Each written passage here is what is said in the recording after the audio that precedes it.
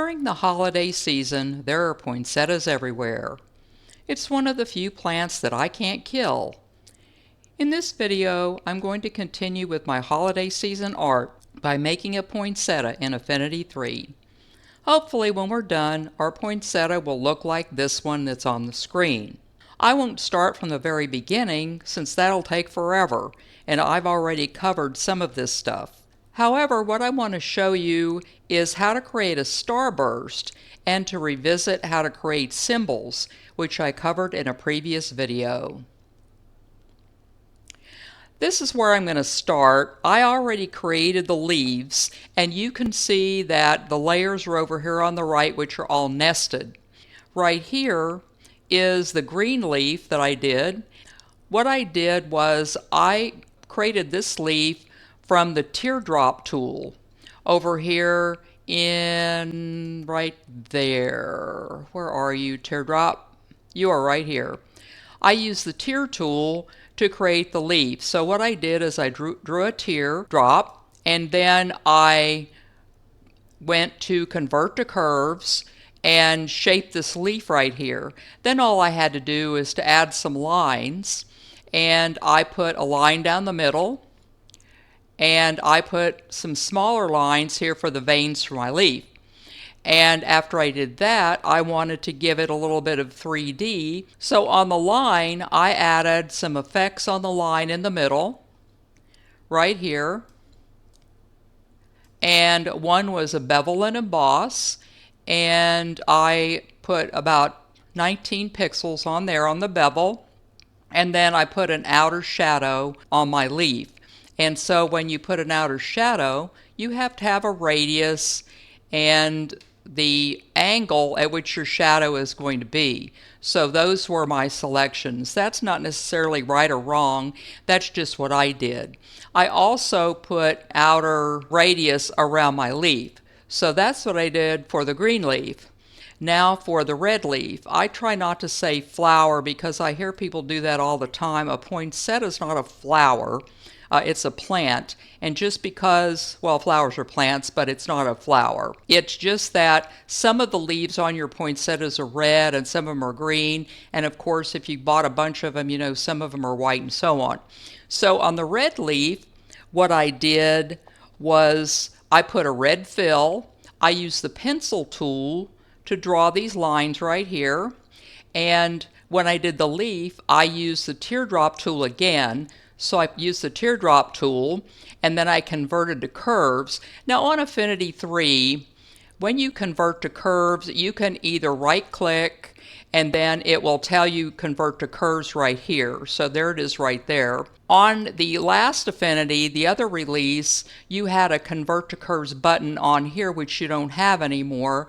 I had trouble finding it personally. So what I've been doing is I've just been right-clicking it, but there's another way that you can get at it. And so if you're using the old release, the Affinity Designer 2, what you're going to find is your Convert to Curves button is up there. And on the 3, it's buried underneath one of these menus. So what I always do is I right-click on it, and then I can see where convert to curves is right there, and then I convert to curves on my selection. And you have to convert to curves so that you can change the shape of the teardrop into this leaf shape. So that's what I did. And then I also put some effects on my red leaf here. And let's open up the effects box so I can remember what I did. And so over here, I'll move it over there, it's easier to see.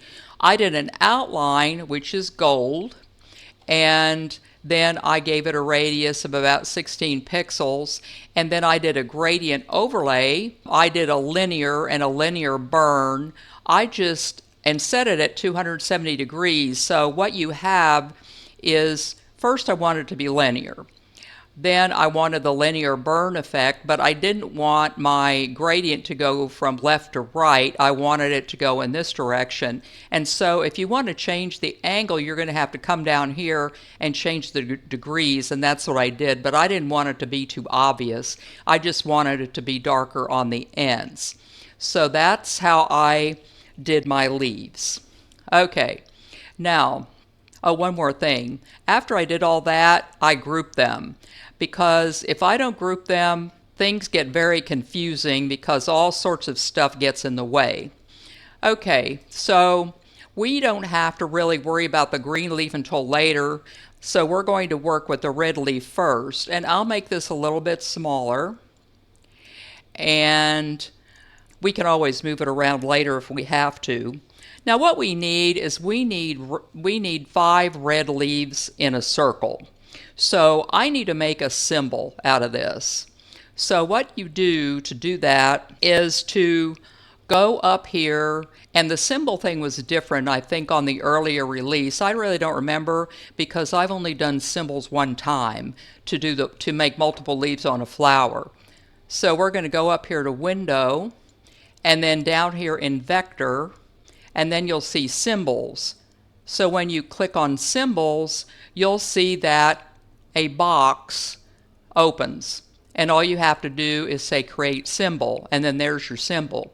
Once we have our symbol created, every time we change one of our leaves after we multiply them, that should make that thing happen to the other leaves. Okay, but I won't have to do too much of that because I already did most of the leaf anyway, but I just wanted to show you how the symbols go. Now, what we have to do is we need a rotational point, because right now it doesn't really know what point it's supposed to be revolving around. So I'm going to go up here to Settings, and that's what this little gear is, and then I'm going to check this box right here that says Enable Transform Origin and click that. And once I click that, you're going to find that a little dot forms, and that little dot forms right here. Sometimes it forms in the middle of the leaf of the object or whatever you're doing. I suspect that it's doing that because I already had created one and then I moved it down. So we can move this wherever we want. If I were to move it up there and we're going to multiply the leaves, they would rotate around this point. But I don't want to do that. I want to move that down, and I want to put it right there. And this is where all my leaves are going to rotate around. So then what I need to do is I need to duplicate this one time. So I want to go to Control J, because this duplicate is the one that's going to tell you the amount of degrees that your leaf is going to rotate. And so by trial and error, I sort of figured out that I was going around 70 or so. When I first did this, I thought 70 was a little bit much, but it didn't turn out to be that way. So I'm going to rotate that, so now I have 2 leaves. And now all I need are 3 more. So I'm going to go Control J, Control J, J, J. And there are my leaves. Now if you have any that you want to change around, that's fine. You can do that. And this one is a little bit out of line, so I'm just going to move it up and move it around like that. So poinsettia leaves aren't that perfect anyway, and so we don't have to worry about the last flower I made. They really needed to be in a perfect circle, but these poinsettia leaves don't have to be that way. So now we have our 3 more leaves, and whenever you change anything on the leaf, it should affect all of them. Now sometimes I have the wrong one selected and it won't do that, but it will do that, trust me. So if you wanted to change the color of this leaf and you just change the color one selected, it's going to affect the color of all the rest of these leaves. Okay, now that I have all my red leaves, I'm going to group them all together by going over here to Layers and selecting them. And so I select them all, and I'm going to right click and then go Group. So now I have my leaf group, but I need more than 1 leaf group. I need 2 leaf groups. So I want to duplicate this group also. So I'll go Control J on this group, and we should get another group of red leaves. So now we have two groups of red leaves. Okay, so now one of them, here I'll close this because we're done with this. Okay, come on, there we go. So now we have two groups of leaves, but I want to make one smaller than the other one or one bigger than the other one. It doesn't really matter. So I'm just going to pull out on this one and make this one a little bit bigger. And then this one is the bigger one now, but I want the bigger one to be on the bottom. So instead of dragging this and trying to fit it between these two things, all you really have to do is to go Control and the bracket key. And if you go Control and the bracket key, it will move that other one toward the bottom and you won't have to worry about fitting it in. And now we can take our large one and we can make it fit underneath the other one so that we have a nice poinsettia plant like that. And then we can change the size or whatever we want to do for that. Okay. Maybe I did want that a little bit smaller. Okay, so we have that the way we want that. Maybe move that up in a little bit. And so that looks good for our poinsettia plant for now. So now we have our top one and our bottom one. And what I want to do is I want to add some effects to these two red leaf groups. So I'm going to select the bigger one, which is the one on the bottom. It doesn't really matter which one you pick. And then I'm going to go to Effects, which is right here, FX. This is one thing that hasn't changed from the last release. So I want to go to Effects for one of the leaf groups, and then I'm going to make a 3D effect. So select 3D. And the radius I want, I don't think I wanted this to be too 3D because then it kind of looks strange. And then you want an outer shadow like that. So let's move this out of the way so we can see it a little bit better. So we have an outer shadow and we need to give it a radius and an offset. If we just give it the radius, we won't be able to see it because the shadow has to offset from the plant. So we'll do that, and we'll see how much of a shadow we want to give it. And there's our shadow. Let me see. I think that's good enough for the offset. So see how you have a shadow right there? So once I get that, the 3D and the shadow, I'm going to close that. Now I have an effect on one of the groups, the one on the bottom, but not on the top. Well, we don't have to redo that. All we have to do is to click on FX and move it up. And now we have our effects on both of them. So once we get the effects done, we can group these two flowers together because we pretty much know that they're how we want them to be arranged. So I'm going to do this one and click this one and then group both of these together. I do this, one, to avoid confusion, but on this you're not going to really be that confused. But once I have things arranged, I don't want to accidentally move one thing and then I'm going to move the other one and all that sort of thing. So now since they're grouped, I can just move them all in one piece. So now we need our center. And this is really going to be easy. All we need are 5 little circles. So I'll click off of that and I'll go over here to the ellipse tool. And I'm going to make a tiny little circle like that. These circles are different sizes every time I try this. I don't want it to have a outline, so I'm going to get rid of that. But what I do want is for it to be a little bit of gray. So I'm going to fill in a little bit of gray.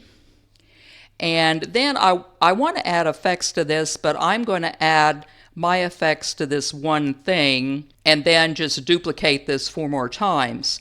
So now I have the gray color in the middle and I want effects on this. So I'm going to give this a 3D effect I know it's hard to see. I'll make it a little bit bigger.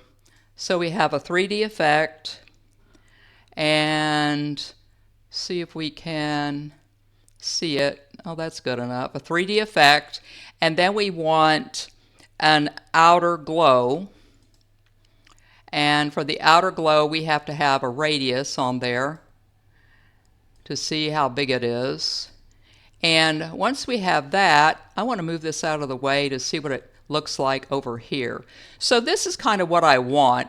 I want it to look 3D, and I want an outer glow, and you can see the outer glow here easier than you can see it there. So once we have that, then we can close it, and I'm going to duplicate this 4 times by going Control 1, 2, 3, 4. And then I'm going to, before I didn't zoom in, and I should have, so I'm going to zoom in so this looks a little bit bigger. And now I'm going to take these and move them over to the center of our plant. I'm so proud of myself, I didn't say the word flower one time, because I'm one of those people that always calls it a flower, and it really isn't. Okay, so we have all of our little dots over here, and I think this one needs to be down there more. And we'll move this one, if I can get it to this one over here, and maybe, come on,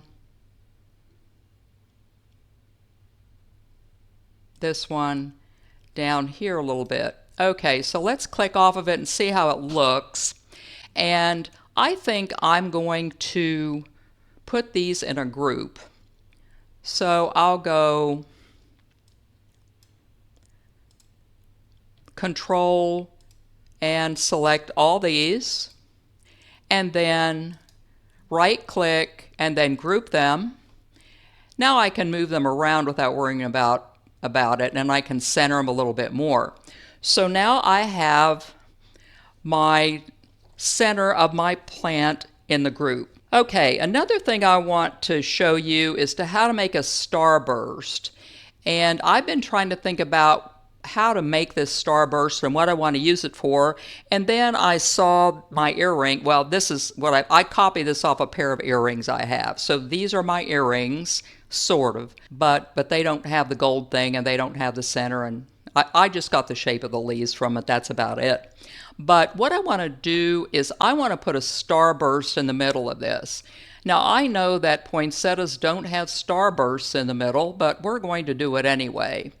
So I'm going to select the star tool and then make a star and go Shift and draw it down. And I'm going to make the starburst out here first. I think I'm going to give it, I change my mind all the time about the fill, so I'm going to give it a yellow fill this time. I think the one that's on the other tab had a white fill, but we're going to do something different this time. So now I have my star, and up here you see where it has points, and you can change the number of points you have. Well, I want to move this over and give it about 35 or 40 points. So now we have our points, and we can make our starburst a little bit bigger, because what we're going to do is we're going to take it and we're going to be moving it to the center of our poinsettia. And we want it to be underneath that group of little circles. So I'm going to go Control and bracket key and put it underneath. That way I can measure the inner radius. So right now we have an inner radius of 38. So I think I'm going to make it a little bit smaller like that, and then move it around a little bit. I want to make these a little bit bigger, so I'll be adjusting this all the time. Okay, I think we'll put it right there. But I don't want to leave it like that. What I want is I want more of a starbursty effect. So I'm going to click on it and then right click and convert to curves.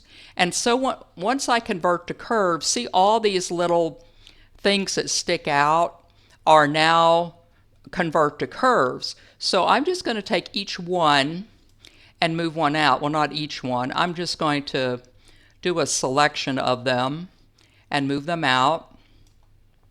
And this is how we're creating our starburst effect. So we have the starburst like this. You can kind of use your imagination as far as, one time I tried every other one and then it turned out to be a bit much. So now I'm just picking one basically. So once you have the ones that you want to pick, then you can check the alignment of them. And I think I might want to maybe make it a little bit smaller, like that. And let's zoom out so we can see our effect a little bit better. So here we have a starburst effect. If you want each of these things to be longer, then you can go back in and make them longer. So let me see. Oh, I know what's wrong. I need to do this. So select our starburst and go to the node tool so we can find it. So maybe I want my bursties to be farther out there. So I think I'm going to do that. I think I made them a little bit too even. And make another one out like that, one out like that, and then see what that looks like. We'll click out of it. So see what that looks like. I kind of like it better with those bursties being a little bit. Now let's see if I make it a little bit, the center a little bit smaller. And so, and center a little bit more. And so now we have a starburst that looks like that. I want to move it over and up with the keyboard is what I'm doing. So we can get the group of these centered on our starburst. And of course, as I showed you, if you want some more starburst for them to look a little bit longer, you can just go in and select the node tool like I showed you before. Select the node tool and that will select all of them, and then you can, move them out as far as you want to move them. I think I'm going to stop now before I start creating a monster. Here we go. Okay, so now we have that the way we want it. Now all we have to do is to group together our whole poinsettia and then group. Okay, right click and group. Now just because it's grouped doesn't mean you can't make any changes. I mean, if you go over to the caret and you look underneath each group, depending on the group you want to change, I think we have 3 groups in here. We've got the top group, the bottom group, and then these little circles. So you can go in and change them if you just hate the way they are and so on. Okay, so the last thing we need to do is I'll just move this up and out of the way, and we need to duplicate our leaf. So I'll go Control and J, and then all you need to do is to put the leaf, I guess I need to select the Move tool, put the leaf, or leaves in this case, wherever you want to put them, like that, until we have our poinsettia the way we want. I think on the other one I did, I kind of had them like this, sort of like that. Okay, so once you're done, then you can just group everything together. What I did on the other pictures, I just grouped the leaves together so I can move them around a little bit, green leaves rather. And so now we are done. And in this video, I reviewed symbols and illustrated how to make a starburst effect. Try this out for your creations and expand your possibilities. And as usual, remember to like, subscribe, and ring that notification bell to keep up to date on my next video. Visit my Buy Me a Coffee page for my latest posts.